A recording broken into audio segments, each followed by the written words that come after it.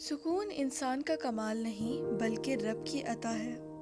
فیثاغورس کا قول ہے، تمام اعضائے جسمانی میں زبان سب سے زیادہ نافرمان ہے۔ ہمیں الف انار سے زیادہ الف انسانیت سیکھنے کی ضرورت ہے۔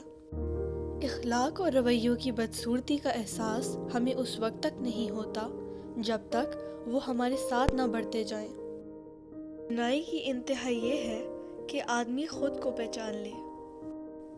الفاظ چابیوں کی مانند ہے، ان کا صحیح استعمال کر کے لوگوں کے منہ بند یا دل کھولے جا سکتے ہیں۔ خاموشی سب سے زیادہ آسان کام اور بہت زیادہ نفع بخش عادت ہے۔ خاموشی سے بھی نیک کام ہوتے ہیں، میں نے دیکھا ہے درختوں کو چھاؤں دیتے ہوئے۔ شکوے بہت عزت دار ہوتے ہیں، سب سے نہیں ہوتے اور سب کے سامنے بھی نہیں ہوتے۔ جب آپ ہر چیز کے بارے میں بہت زیادہ سوچتے ہیں تو آپ اپنی ذات کو ہی تکلیف دیتے ہیں۔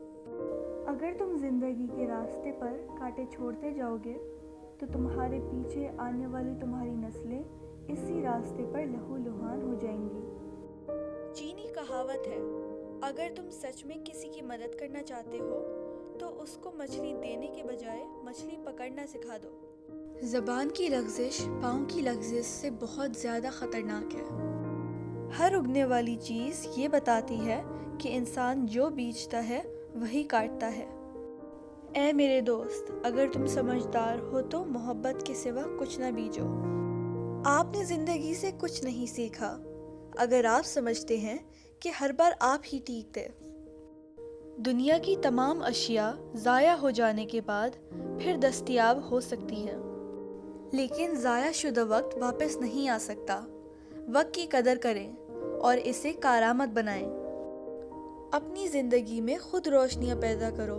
یقین جانو، تمہارے اپنے علاوہ کوئی تمہارا وفادار نہیں ہے۔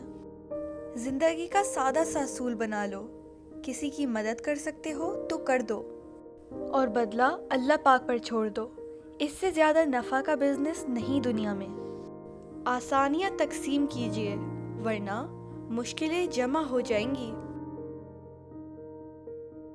آپ کے وہ الفاظ تحفہ ہیں جو دوسروں کو آگے بڑھنے کا حوصلہ دیتے ہیں۔